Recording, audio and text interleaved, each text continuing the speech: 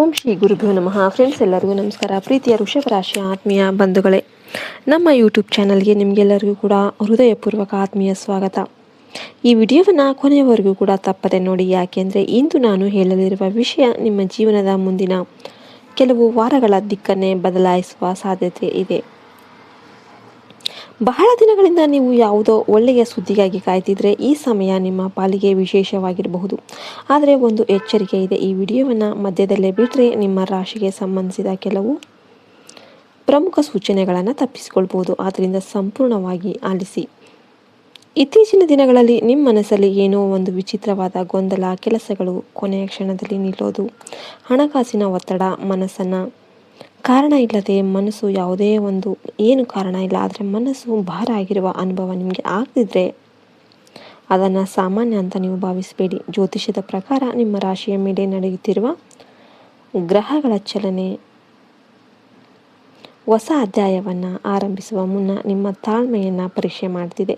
ಈ ಪರೀಕ್ಷೆಯನ್ನು ಯಶಸ್ವಿಯಾಗಿ ದಾಟಿದವನಿಗೆ ಮುಂದಿನ ದಿನಗಳಲ್ಲಿ ನಿರೀಕ್ಷೆಗೂ ಮೀರಿದ ಸಂತೋಷ ಅನ್ನೋದು ದೊರೆಯಬಹುದು. ಗುರುವಿನ ಶುಭ ದೃಷ್ಟಿಯು ನಿಧಾನವಾಗಿ ನಿಮ್ಮ ಭಾಗ್ಯವನ್ನು ಬಲಪಡಿಸುತ್ತೆ. ಕಳೆದ ಕೆಲವು ತಿಂಗಳುಗಳಿಂದ ನಿಂತಿದ್ದ ಕೆಲಸಗಳು ಮತ್ತೆ ಚಲನೆ ಪಡೆಯುತ್ತೆ. ಉದ್ಯೋಗದಲ್ಲಿ ಇರುವವರಿಗೆ ಹೊಸ ಜವಾಬ್ದಾರಿ ಮತ್ತು ಚಲನೆ ಅನ್ನೋದು ಪಡೆಯುತ್ತೆ. ಹೊಸ ಜವಾಬ್ದಾರಿ, ಗೌರವ ಸಿಗುವ ಸಾಧ್ಯತೆ ಇರುತ್ತೆ. ಇನ್ನು ವ್ಯಾಪಾರ ಯಾರು ಮಾಡ್ತಿದ್ದಾರೋ ಅವರಿಗೆಲ್ಲ ಹೊಸ ಗ್ರಾಹಕರು, ಹೊಸ ಒಪ್ಪಂದ ಮತ್ತು ಲಾಭದ ಅವಕಾಶಗಳು ಕಾಣಿಸಬಹುದು. ಇನ್ನು ಹಣಕಾಸಿನ ಪರಿಸ್ಥಿತಿ ಕೂಡ ನಿಧಾನವಾಗಿ ಸುಧಾರಿಸುತ್ತೆ. ಆದರೆ ಅನಗತ್ಯ ಖರ್ಚುಗಳನ್ನು ನಿಯಂತ್ರಿಸೋದು ಬಹಳ ಮುಖ್ಯ, ಯಾಕೆಂದರೆ ಉಳಿಸಿದ ಹಣನೇ ಮುಂದಿನ ದೊಡ್ಡ ಅವಕಾಶಕ್ಕೆ ನೆರವಾಗುತ್ತೆ. ಕುಟುಂಬದ ವಿಷಯದಲ್ಲಿ ಒಂದು ಸಂತಸದ ಸುದ್ದಿ ಕೇಳಿ ಬರುವ ಸಾಧ್ಯತೆ ಇದೆ. ಬಹಳ ದಿನಗಳಿಂದ ಕಾಯುತ್ತಿದ್ದ ಶುಭ ಕಾರ್ಯದ ಮಾತುಕತೆ ಮುಂದುವರಿಬಹುದು.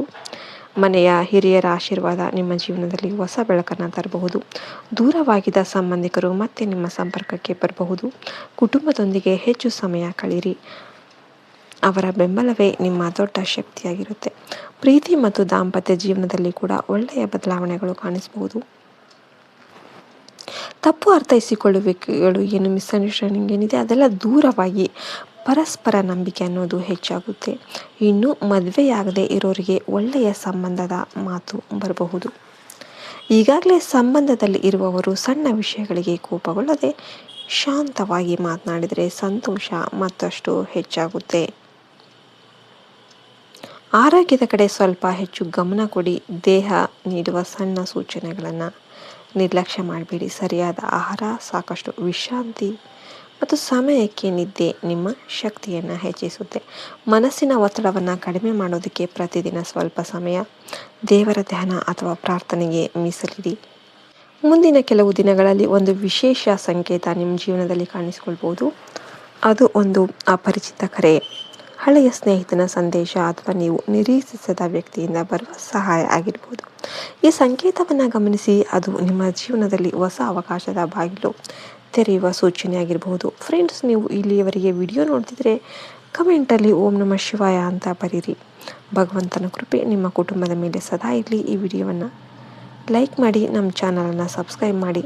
ಮುಂದಿನ ಭಾಗದಲ್ಲಿ ವೃಷಭ ರಾಶಿಯವರಿಗೆ ಸಂಬಂಧಿಸಿದ 3 ದೊಡ್ಡ ಘಟನೆಗಳು, ಹಣದ ಯೋಗ, ಉದ್ಯೋಗದಲ್ಲಿ ಆಗಲಿರುವ ಬದಲಾವಣೆ ಮತ್ತು ನಿಮ್ಮ ಅದೃಷ್ಟ ಯಾವ ದಿನದಿಂದ ವೇಗವಾಗಿ ಬದಲಾಗುತ್ತೆ ಅನ್ನೋದನ್ನು ವಿವರವಾಗಿ ತಿಳಿಯೋಣ. ಲೈಕ್ ಮಾಡಿ, ಶೇರ್ ಮಾಡಿ, ಸಬ್ಸ್ಕ್ರೈಬ್ ಮಾಡಿ. ಜೈ ಹಿಂದ್, ಜೈ ಭಾರತ್ ಮಾತೆ. ಹರಿ ಓಂ ತತ್ಸತ್. ಸರ್ವೇ ಜನೋ ಸುಖಿನೋ ಭವಂತು.